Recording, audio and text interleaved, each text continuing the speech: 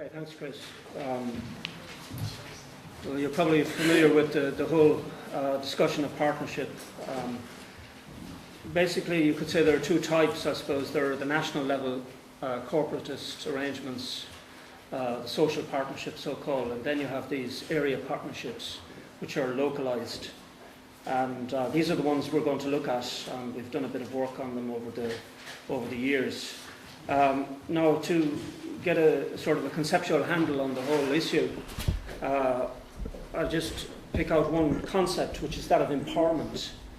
In that, if you look at the literature on the area partnerships, one of the critical promises, you could say, is that by virtue of their participation, these local community groups can somehow be empowered, which of course implies that they are at present somehow disempowered. So it's a question of whole areas suffering from a lack of power, and as well as that, these community groups themselves. So this raises obviously one critical issue right away, that is, well, who is to define what is empowerment? And in other words, what are its contours, what are its critical features? And here you could say we begin with the proposition that rural societies, and all our work really is on the rural areas, that rural societies in modernity are disempowered in various ways.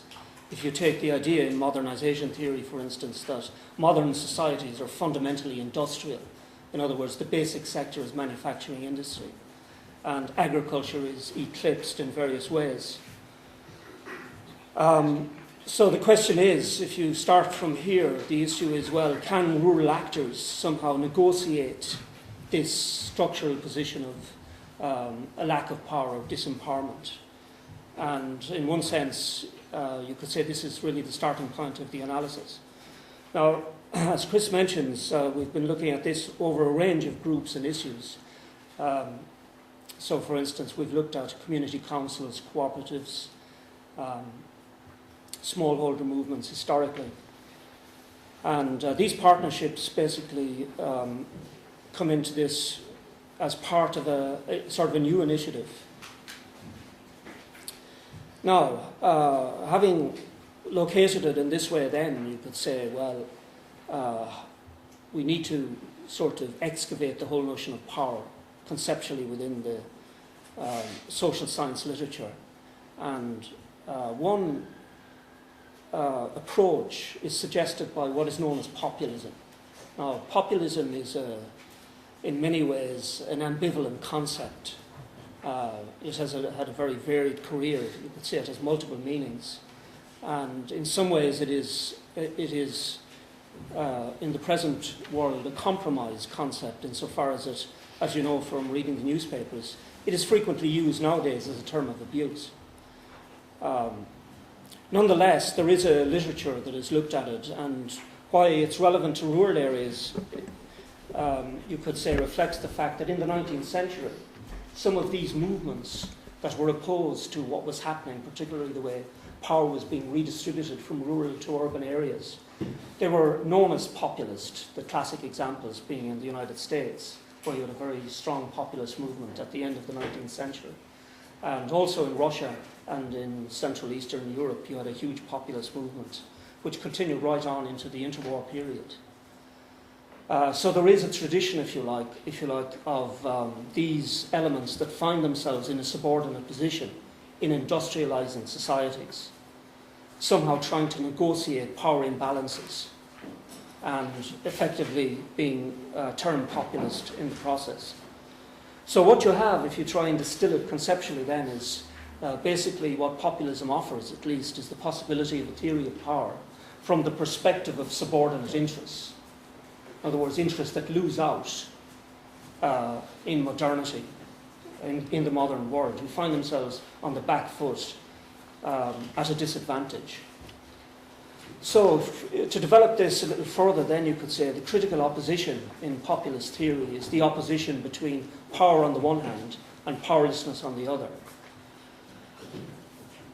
So the question is, how can these relatively powerless elements or underdog elements, those who perceive themselves as relatively powerless, how can they somehow negotiate this power imbalance that is a sort of a structural reality that they face.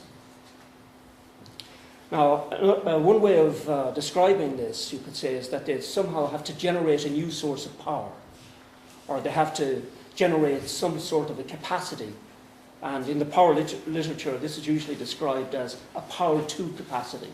In other words, they can do things in order to change a situation which they find, for various reasons, unacceptable. So the generation of power to capacities, you can say, is the first step on the road to negotiation. Now, the other side of the opposition, you could say, are these power over forces that dominate and exploit them. So they have to somehow get a grip on this. So essentially, you could say the populist theory of power involves the generation of power to capacities. And the whole idea of generating these capacities is to negotiate these dominating power over forces. So you get a sort of a dialectical process involved based on a fundamental opposition between power and powerlessness. Now, obviously this is at an abstract level and it's very general, but nonetheless you have to start somewhere and you have to locate it. And what you're faced with, of course, in the real world is that you have a range of groups. You have smallholder movements, you have community movements, you have all sorts of campaigning groups. And of course you have a range of power over forces. They're not all the same. And the critical thing in relation to all of this and the politics of it, you could say, is how far they can go in their attempts to negotiate this imbalance. In other words, is it a fairly mild form of resistance, or is it much more radical in its ambitions? So you could say once you introduce these elements, then the picture increasingly or very quickly becomes more complex. And in order to model this complexity and to capture it, we introduce two models, essentially, what we describe as the radical and the pragmatic. And these effectively try and map the sorts of possibilities in relation to particularly the question of how far this attempt at negotiating power imbalances can be taken. Now, there is a big literature on models, obviously, in social science, and the sort of stream of this literature that we found particularly relevant comes from basically the ideal types of Max Weber in the 19th century, who spent a great deal of time agonizing about the methodological possibilities of social science, how you could make generalizing statements, how you could deal with empirical cases. And he uses models very self-consciously to sort of navigate his way through these difficulties. Now, a critical thing about these models is that they're not empirical descriptions. They don't describe what happens in the real world. What they do instead is that they provide a picture of what is conceivable within the real world, but it doesn't offer itself as an empirical description. So you might ask at that stage, well, or at this stage, well, what do the models actually do then if they don't provide descriptions? Well, essentially what they do is they set out possibilities which allow you to approach reality and which allow you to ask how well or how poorly does the real world approximate the picture set out in the model. So if we look then at these radical and pragmatic models in relation to the partnerships and start by taking the structural or taking the radical position first, you could say there are three elements to the model. One is the analysis they provide of these structural forces. The second is their view of organisation and power to capacities, what is involved in all of this. And thirdly and relatedly, there is the issue of how to proceed, what sort of tactical options are available and realistic. So if we look then at the radical position in relation to all of this, their analysis suggests that the critical power over forces that impinge on rural areas and that produce underdevelopment are structural in character. In other words, they are deeply embedded, and regardless of how the economy behaves, decline still proceeds. In other words, it is long-term and cumulative. So you could say then you have the challenge, and the critical challenge is, can you find an alternative to this long-term structural decline? This is the critical radical piece of analysis. In relation to organisation, what the radicals suggest is that a critical resource in building power to capacities is the people themselves, and this is obviously a central image in all populism, that the people is the source of power. So this is a normative view, obviously. In other words, it suggests that the world should behave in this way. And it can be described very clearly in relation to the literature on what is now known as participatory democracy. In other words, that everyone can be actively involved in decision making. It assumes that everyone is willing to become engaged. In relation to organisation, what the radicals also assume is that the state is often a negative force. In other words, it tends to co-opt community groups rather than empower them. So in that sense, there's an element of critical suspicion in the analysis. And as a result of this, you could say, in terms of what they have to say about tactics, there is an oppositionalism involved in the radical position. They assume that the state will effectively oversee this process of structural decline, and as a result, it would have to be opposed. So how do you oppose it? Well, essentially the whole menu of oppositional tactics, making alliances with others of kindred spirits and the like, all of these things come into play. Right, so what you have then in this radical model is a simplified view of the world, which suggests that the critical problem is structural. In relation to organisation, you have to somehow mobilise the masses for democratic action. And thirdly, there is a suggestion that oppositionalism will have to be part of any politics, any realistic politics. If we turn then to the other side of the coin, which is the pragmatic position, the analysis here is quite different, in that the suggestion here is that the decline that rural areas suffer from is primarily cyclical in nature. In other words, it's not structural. And the assumption is that recovery is possible. And the critical thing is essentially how you negotiate crisis conditions in the short term in order to restore the balance that was there before the cycle turned downwards. So their assumption about power over forces then is cyclical rather than structural. It's a critical difference. And similarly, as regards organisation, you could say the pragmatic position is strikingly different from the radical one, in that they start basically by assuming that most people are not interested in participating, but rather that they are naturally disposed to free riding. In other words, to let others do the work and they can share in whatever benefits are achieved. They also assume that if anything is ever to be organised, that you need elites, and particularly you need the local notables to come to the surface. And what they also assume, thirdly, you could say, is that there is always a room to manoeuvre, that things are never set in stone, and that once you have elites who know their business and who are sensible about how to proceed, that very substantial improvements of an incremental sort can be achieved.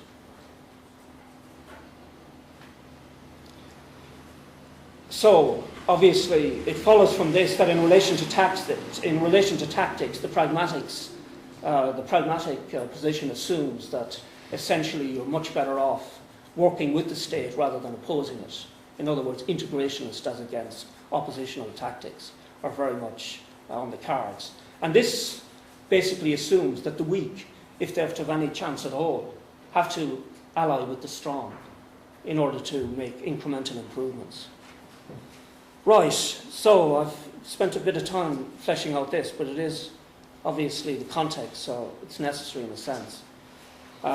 So what we get as a result of all of this then, when we apply it to the partnerships, is two questions. Firstly, do these area partnerships seek to combat structural or cyclical decline? And secondly, do they attempt to build a democratic culture of participation? Or alternatively, are they more interested in simply in reinforcing the power of the established elites within local society? So the answer to this question is very much, and Chris will have more to say about this, is based on, you could say, ethnographic evidence accumulated over a long period of time.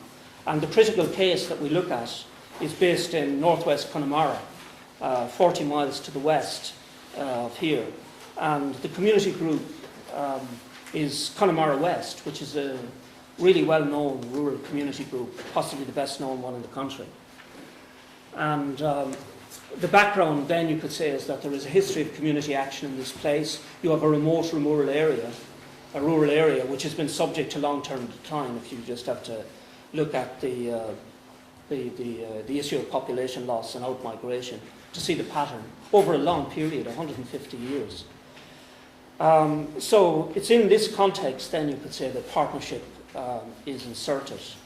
And the critical development was Poverty 3, which was in the early 90s. It was a 4-year anti-poverty program, a European one. And in relation to the analysis, you could say structural decline was very much to the fore. In other words, the assumption among the architects of Poverty 3 was that structural decline had to be taken seriously. In other words, regardless of how the economy behaved, these long-term structural tendencies would continue on their way.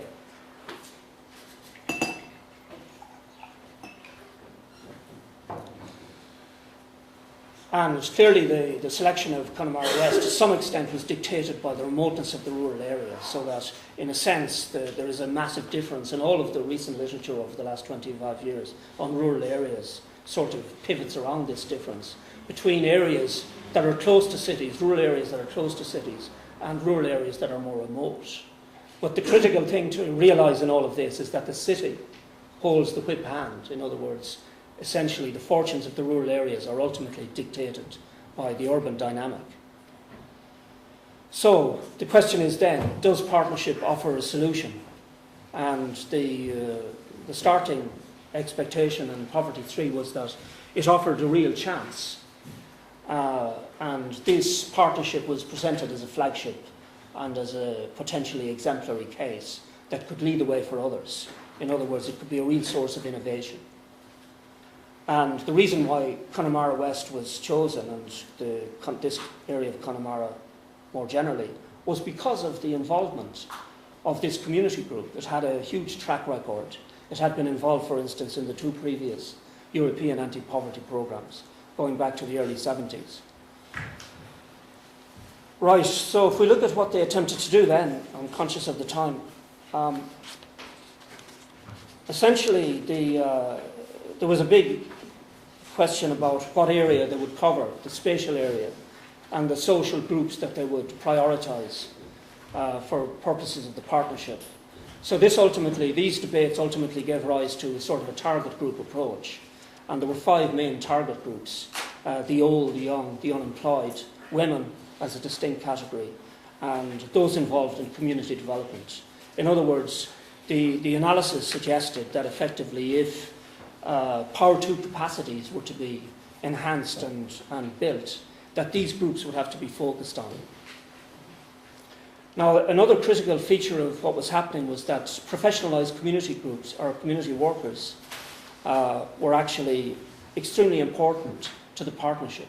In other words, the day-to-day work was essentially involved these professionalised community workers being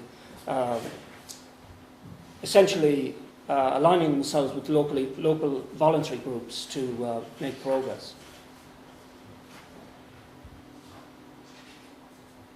Now, some of you may be aware that within community work, generally there's quite a big debate. It's sort of an ancient debate, but it's essentially between 2 styles of doing community work. One suggests that this cannot be hurried. In other words, that it is a very gradual process, that it has to be built up step by step, and that it cannot really be accelerated. The second view suggests the exact opposite, that it can be accelerated. And in fact, that partnership programs, which are 4 years, and not alone that, but 4 years in which they have to deliver, are under pressure immediately, obviously, to accelerate matters in relation to all of this. So you could say there was a struggle between these 2 tendencies, and that what happens in the partnership, inevitably you could say, is that the more instrumentalist, accelerated view tends to win out over the more gradualist one. So what do they try to do then? Well, essentially, you could say they tried to organise new types of economic activity, for instance, related to farming and tourism, in aquaculture, organise new services, particularly, for instance, in relation to the old and the young, and very much a critical feature of all of this, that they would focus on the group element. In other words, in relation to economic activity, there was quite an emphasis on organising cooperatives, and in relation to, let's say, the older or older people, an essential emphasis was on building collective capacity. In other words, organising them as groups. So that the assumption was that effectively collective action would be a critical response. If anything was to happen, you had to build up this and build on what was available. Now, obviously, Connemara West had set down a huge tradition in this regard, so there was something to build on. But there were whole swathes of this area where community organisation was quite weak, if not non-existent. So what happens basically is that over the 4 years, essentially the partnership works its way out, and then it evolves into a community development partnership. And most recently, in fact, it has evolved into a leader programme. So what you have really is over 20 years that this partnership under different guises has maintained itself. So obviously, in one sense, it is an ongoing process, and you could say, if you're to be a purist about it, that you cannot provide a definitive answer in relation to empowerment, because the thing is still rolling out, it's still ongoing. But if we look for a moment at whether empowerment resulted from all of this, in other words, if we look at whether there was structural change, and certainly, as I said, the analysis and the analysis that develops within the partnership is informed by the whole debate about structural decline, particularly as this applies to the remoter rural areas. Now, as well as this, and on top of it, you get cyclical decline. So if you remember back to the 80s and the early 90s, this was the last big downturn. So it was really, there was really a cyclical crisis, you could say. So the two effectively had to be negotiated together. Now, as well as that, it was realised within the partnership very early that small-scale agriculture, that the structural problems here were absolutely intractable. In other words, that ultimately the partnership couldn't provide a solution to problems of, let's say, the small-scale farm sector, the ongoing decline.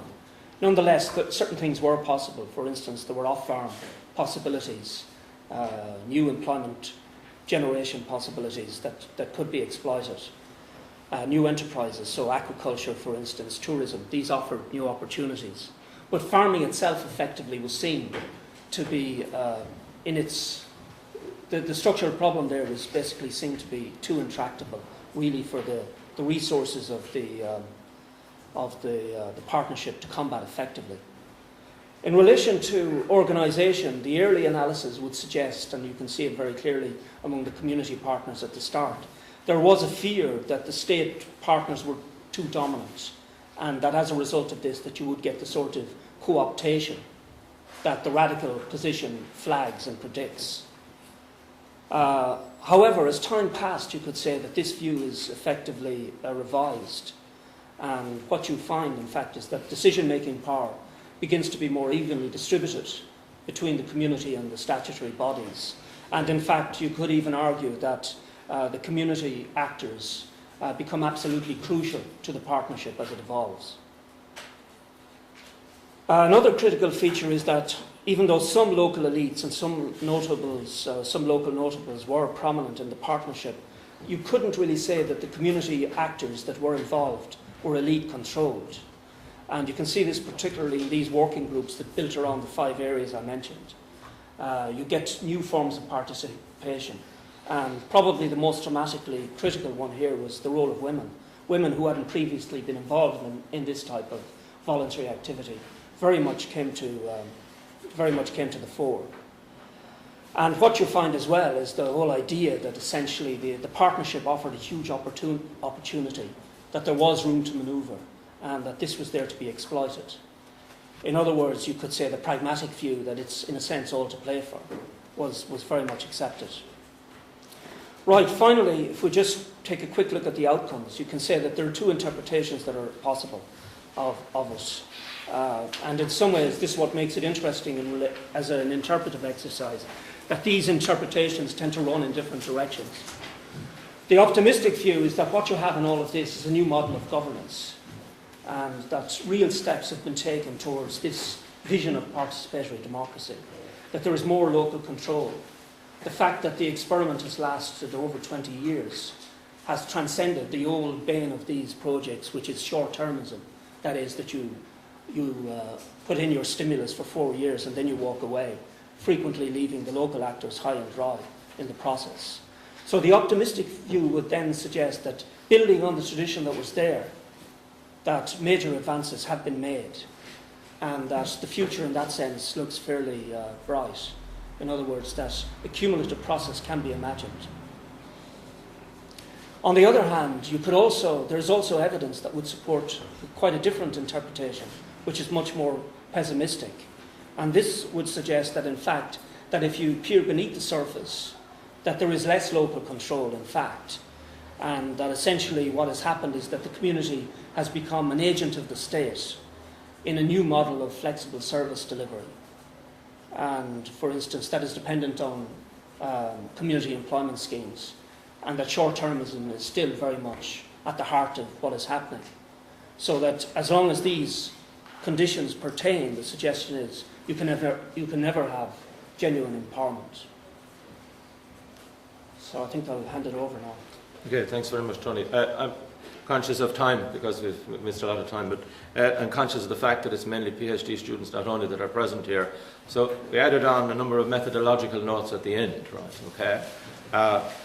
We've published quite a bit on this material, but the individual case study is on your reading as the SRI paper in 2006. Yeah, so that's it. But there's a number of interesting methodological questions from this particular paper. Right? First of all, there's the point of access to data. Right? This is an interesting question because most of the data which is published, in fact most of the social science data which is published by people is on the type of evidence which is what people say goes on. Yeah. That is what people tell you happened. Do you find this project very beneficial? Right? For example, there's a former PhD student of Maynooth and a former student of mine, Brendan O'Keefe, who has done studies on partnerships, and I helped him with this work. But all of the stuff is basically on what people tell you how good these partnerships are or are not. Right? What's interesting about this data is that we have a lot of data. How useful it is not is up for question, but it's an interesting type of data, which is that it's a lot of observational data, which is what goes on in practice. Yeah. And that's a huge tension in the social sciences, right? And it's one which has to come up in all research as far as we are concerned, right? Okay? So that's one of the questions, right? The second point is that the data is incredibly longitudinal, right? Okay? We have data on this particular community project over a 25-year period, from the start of the second poverty programme, 1984, right up to the present day, in terms of the negotiations around the new leader programme. A third interesting methodological point might not occur for you in your research, but it definitely occurs for us in this research, right? And there are two problems here, right? Okay. First of all, there's the influences of the researchers on the project, right? Which is what extent to degree of what has happened has been cognizant of the fact that, well, Tony, but mainly myself, have been an advisor to this project for 25 years. So to what degree have I actually, I suppose more than Tony perhaps, influenced the project? Is one, as an instance of it, right? And the other question then is the problem of the influence of the project on the researchers, right? As to whether over long periods of time you basically get sucked into what's going on and you become far less critical of what's taking place, and you're not, as it were, up to it, right? And obviously then there's a fourth major problem here. Well, it's interesting, but it's also a potential problem, which is that, after all we have here is a case study. Or at least all what's reported in the 2006 ESRI paper is hanging the structural and pragmatic questions that we're looking on one single case study of one single partnership, right? And, how far can you take that particular line of inquiry?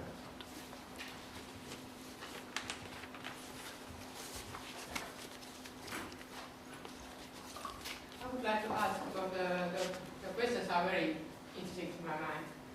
Have you found which kind of influences of the project of the researchers, as you really have a huge project to my mind?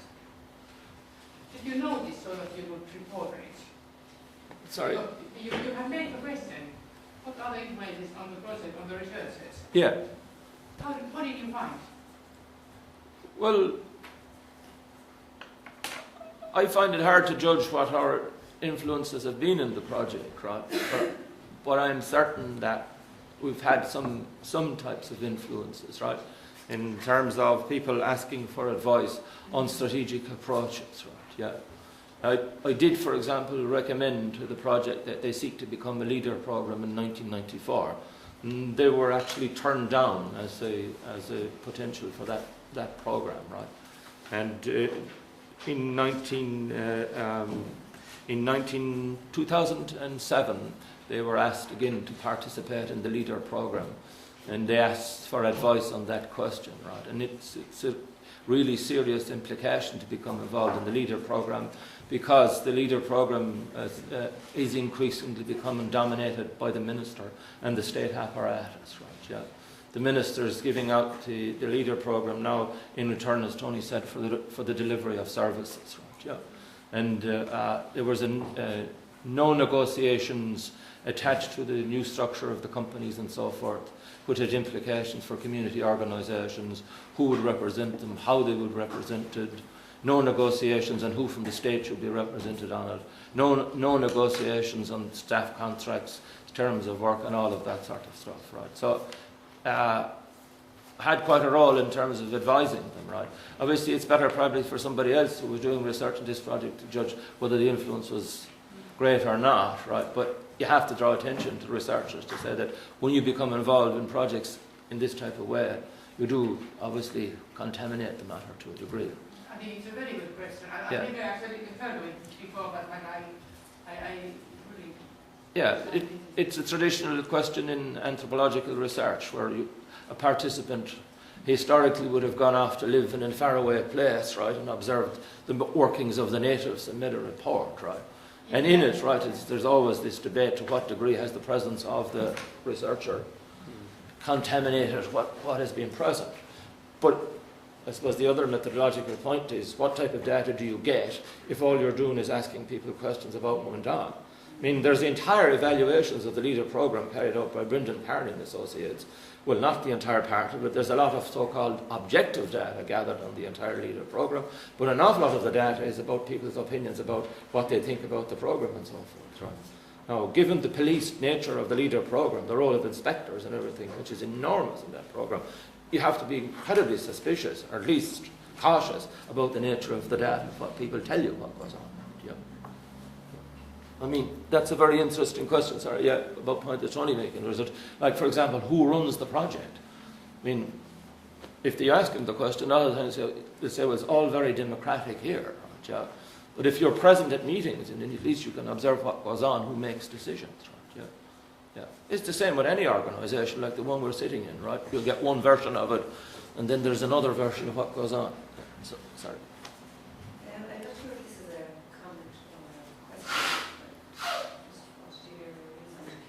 I'm thinking about the national partnership approach rather than what applies to the local partnership as well.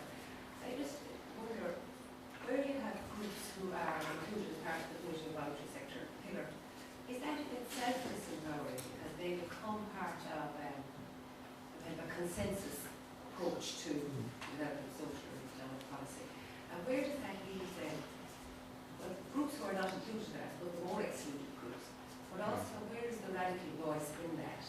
Or where, does it rob them of the radical voice? So there's no kind of powerful opposition. It's just, I suppose I just want to hear with you. Yeah, no, that's extremely relevant, because that debate, you could say, has rumbled on.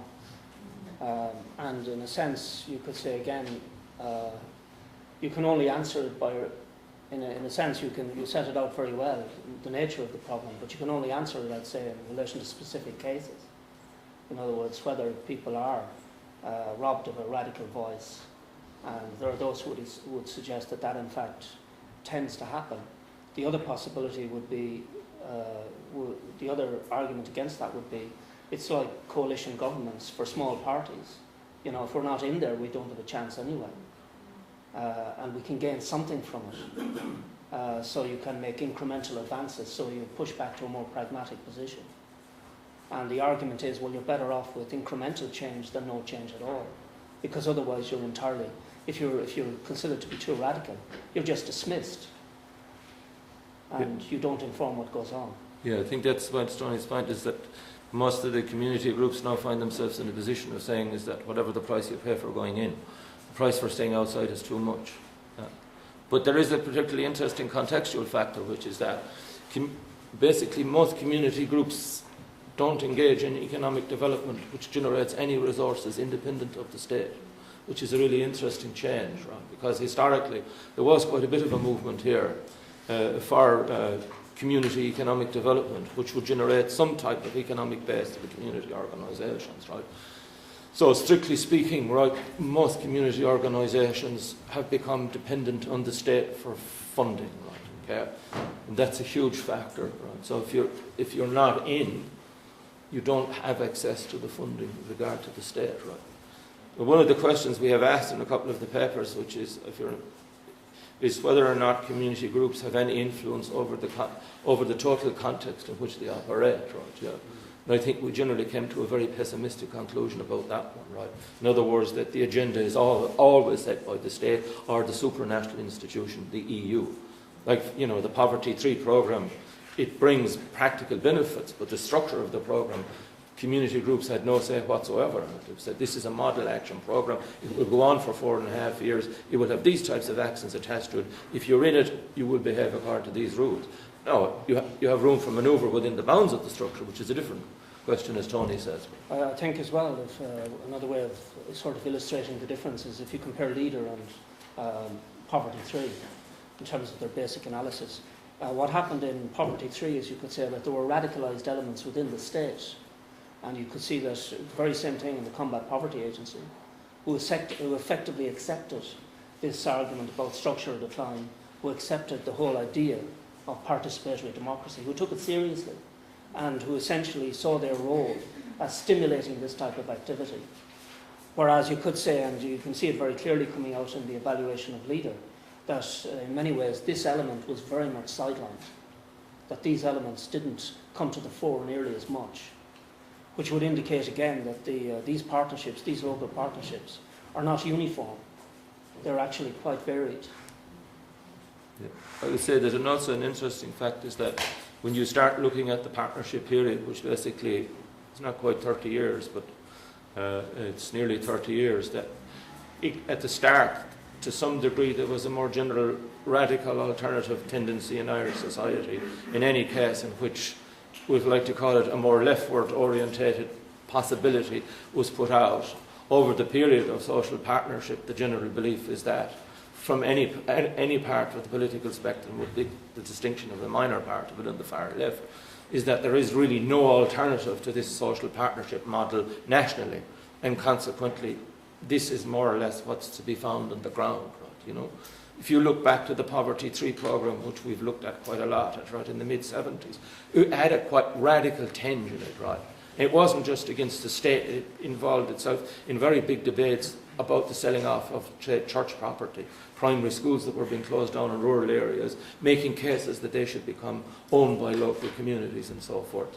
Critique of the economic development model and these types of questions, right? You know? I don't know what you think, Tony, but it's hard to find those types of critiques nowadays. Yeah, and I think it's rather symbolically significant that the Combat Poverty Agency has been pretty well sidelined. I think it says a lot in relation to these debates. Where do you stand in terms of your models in radical or pragmatist? Do you believe that there is the issues concerning Connemara North are structural or cyclical? And if it's cyclical, what sort of cycle are you talking about? Well, I mean, my own view would be that it's more a ratcheting down. You have a continuing structural decline. But it may within that continuous structural decline, there may be cycles within that where something That's right, and no, I think it's a mixture of both, obviously. What the models do essentially is, as I say, they don't purport to describe reality. What they do effectively is they provide you with maps in which you can navigate your way through these complex realities. So what you would expect to find is that the realities will more or less, or the realities on the ground will more or less approximate these models. There will be elements in both. So to take your example, it's very clearly the case that there was a structural analysis and a cyclical analysis involved in the early poverty 3. The cyclical feature came out of the circumstances of the 80s and the early 90s, which, as you remember, there was, I think, in 1991, the unemployment rate in Ireland was something like 19%. It was really up there. So that whole cyclical crisis fed into it. But underlying that was this longer view that regardless of whether there were upturns or downturns, these rural areas kept losing people. As a result, the employment creation couldn't be achieved. Agriculture kept contracting, services kept declining. So you have this whole process of cumulative decline. In other words, a structural problem, which gets worse. And in many ways, you could say it gets worse when you get boom periods as well, because there are more jobs in the city and people leave in greater numbers, as people like Trotz Haas has shown, as happened during the Celtic Tiger. I had to, sorry, James, we're going to break up for lunch. I just had about 5 things to say about this big one, which is, first of all, it's really interesting. Thanks a lot. And I'm undertaking a study looking at the national community voluntary pillar, as I mentioned to you before. And there's a couple of things that are really interesting and kind of methodological problems that I'm encountering at the moment. And one of them is the lack of a permanent constituency of people who are members. And I'm wondering, I'd love to hear from you about a longitudinal study and how you found that process of recruitment. Do people join and stay with it? Do people come and go? Because I'm finding when I go back after the space only a year with the recession, there's been such a cutback in the community organisations that the people are gone, that they've lost their jobs. And now the question is, do I try to still include it? Do I just look at people who are there?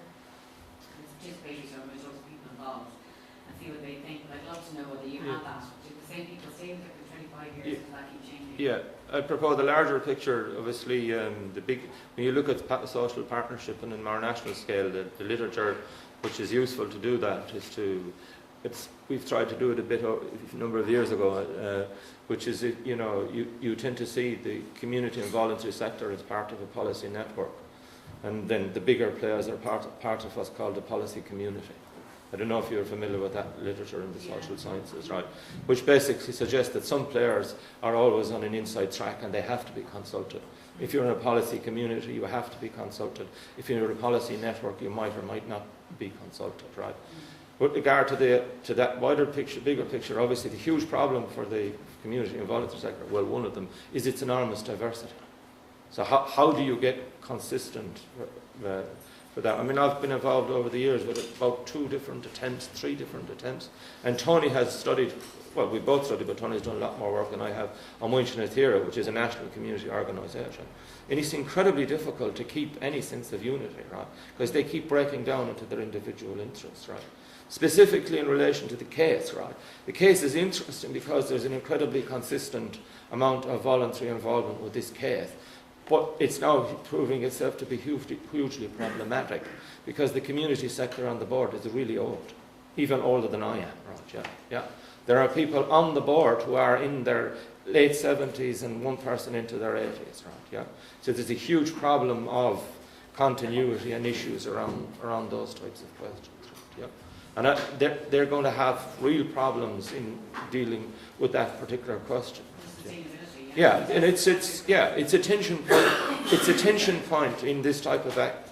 It's a tension point in this type of local development, right? Because the participative model suggests that you have widespread participation. But if you have, to some degree, this widespread participation, and maybe it suggests people are coming and going, you don't have the continuity that you need sometimes to get significant amounts of business undertaken or business undertaken. One thing I would say as well maybe is that a feature of Poverty 3 was that it spread the net wider in space. So that in a sense, as a result of this, new people came into it. But that is new, other than the Community West or the Connemara West activists who had been there from the start. So in that sense, you could say it did actually manage to recruit new blood. And as I mentioned, in particular the case of women, who became really heavily involved in the working groups, and some of them certainly. But the other thing is obviously, and I think it's a real problem obviously in the long term, is that it's a huge problem to interest young people in this sort of activity, and which raises the question of continuity. And at some stage the chickens come home to roost.